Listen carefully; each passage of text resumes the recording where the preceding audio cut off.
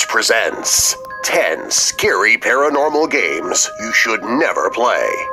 Maybe you're looking for a scary game to play for Halloween, or maybe you're just in the mood for some nice, frightening fun. These games, though, might truly go beyond just having fun and into the paranormal territory. These 10 games will have you screaming and checking under your bed before you go to sleep. They will keep you awake at night, wondering if the game really ended. Number 10, Bloody Mary. In order to play Bloody Mary, you need a mirror, candles, and a lightless room.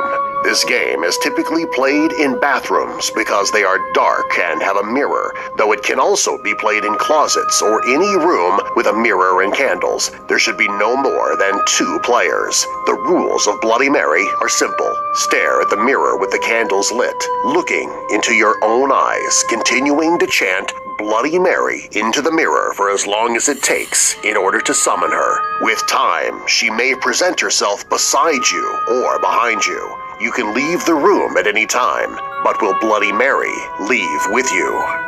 Number 9, Sugiura, the Fortune Game.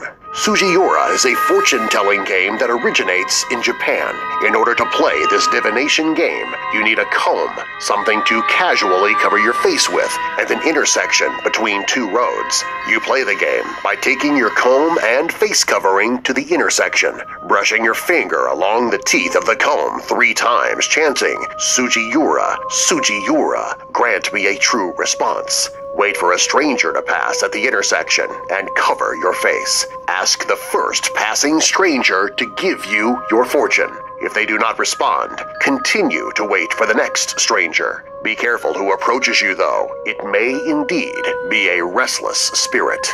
Number 8, 3 Kings. 3 Kings is a game meant to access a different dimension. In order to play, you need 3 chairs, 2 mirrors, candles, and a dark room with no visible light. Position the chairs in a triangle, with the mirrors sitting on 2 of the chairs, such that from your chair, you can barely see your own reflections out of the corner of your eyes. At 3:33 a.m., light the candle and sit in the empty chair. Do not look directly at the other 2 mirrors or the candle. If you have set the game up properly, you will be able to have a conversation with yourself in other dimensions. Number 7, Charlie Charlie. Charlie Charlie is another fortune-telling game. In order to play, draw a cross and then write yes in the top left and bottom right corners of the cross, and then write no in the top right and bottom left corners of the cross. Place 2 pencils with the left-right pencil on the bottom and the up-down pencil on top. Chant Charlie Charlie, can we play, twice out loud. The pencil will move to select either yes or no. If the answer is no, immediately stop playing the game.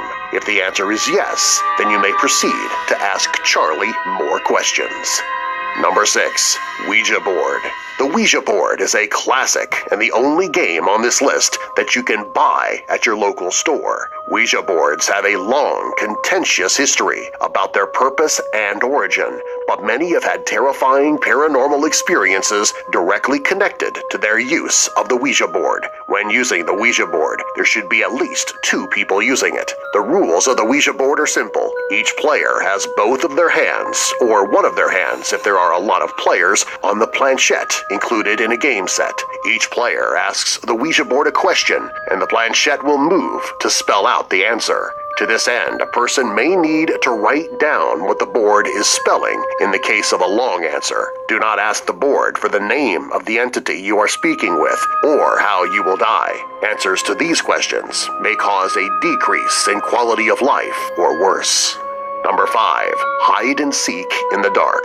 While there's not necessarily any specific ritual that creates a paranormal experience in this game, it's still a scary experience and can be made to be even more scary when played in the woods, an old abandoned building, or after having summoned something ancient and evil into the house earlier. Hide and Seek in the Dark is best played in a large, relatively clean building or area so that players have plenty of room to move and hide, but don't have to worry about being tripped by debris and hurting themselves. The last thing you want to hear is your friend's voice screaming for help from the darkness. Number 4. The corner game.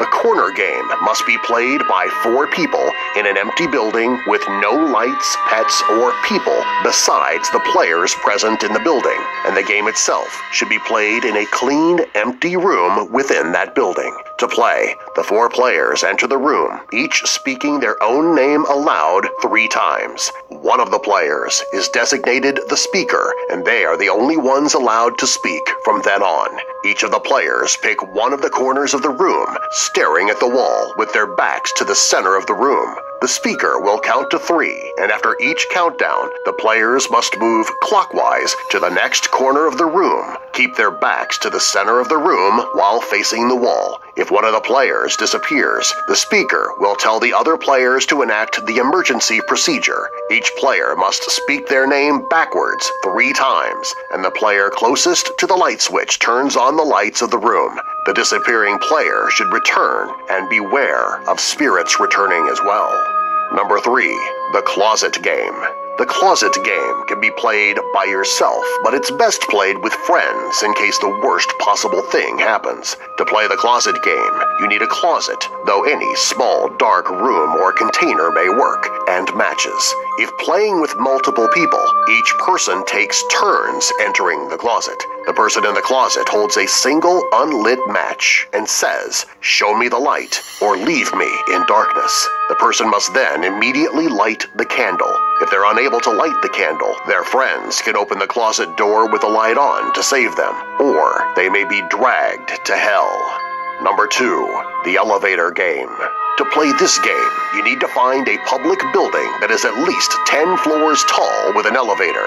The elevator game should be played with at least 2 people, but can be played with more. Enter the elevator on the 1st floor, but do not play the game if another person outside of your group enters with you, and immediately end the game if at any point another person enters with you until the right time. Press the 4th floor button.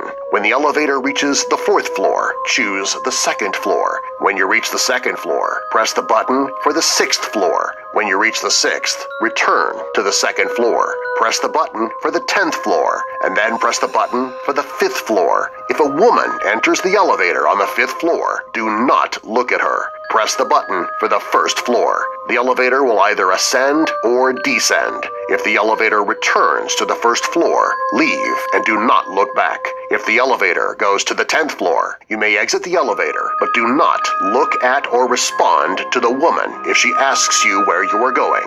If you are alone, you are in the other world. To return to your world, enter the elevator and repeat the same sequence of floors: 4, 2, 6, 2, 10, 5. Do not leave the elevator until you are certain you are home, or else. Number 1. Midnight game.